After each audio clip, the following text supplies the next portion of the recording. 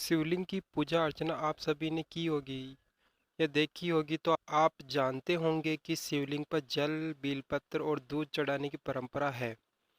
लेकिन क्या आप जानते हैं कि इसके पीछे क्या कारण है? क्या ये एक मान्यता पर है या इसके पीछे कोई तर्क भी है? आइए जानते हैं शिवलिंग पर जल चढ़ाने के पीछे क्या वैज्ञानिक और अन्य कारण है। आखिर क्यों शिवलिंग पर जल और बेलपत्र चढ़ाए जाते हैं? जानते हैं इसकी पौराणिक कथा। सावन के महीने में हर शिव भक्त भगवान शिव की पूजा बड़े चाव से करता है, जिससे भोलेनाथ की कृपा उन पर बनी रहे।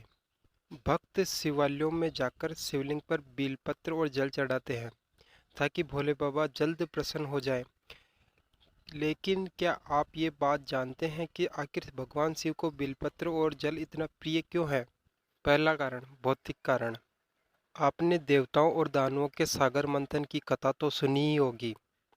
जब ये मंथन हुआ, उसमें से अच्छी और बुरी दोनों तरह की चीजें निकली थी।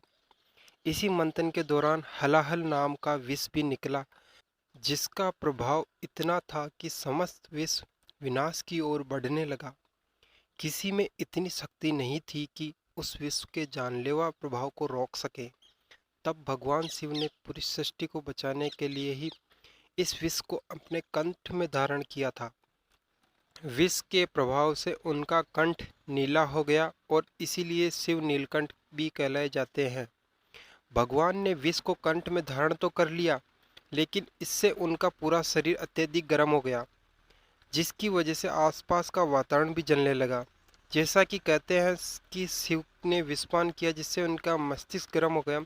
यहाँ मस्तिष्क गर्म होने से अभिप्राय है नकारात्मक प्रभाव भावों के आपके भीतर उत्पन्न होने से है, और जल चढ़ाकर शीतल करने से अर्थ है कि उन्हें मन मस्तिष्क से बहाकर बाहर कर दिया जाए और स्वयं शीतल हो जाए।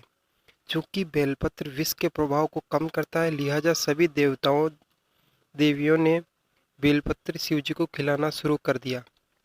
बेलपत्र और जल के प्रभाव से भोलेनाथ के शरीर में उत्पन्न गर्मी शांत होने लगी। बेलपत्र के साथ शिव जी को शीतल करने के लिए उन पर जल भी अर्पित किया जाता है। इससे वहां मौजूद नकारात्मक ऊर्जा नष्ट हो जाती है।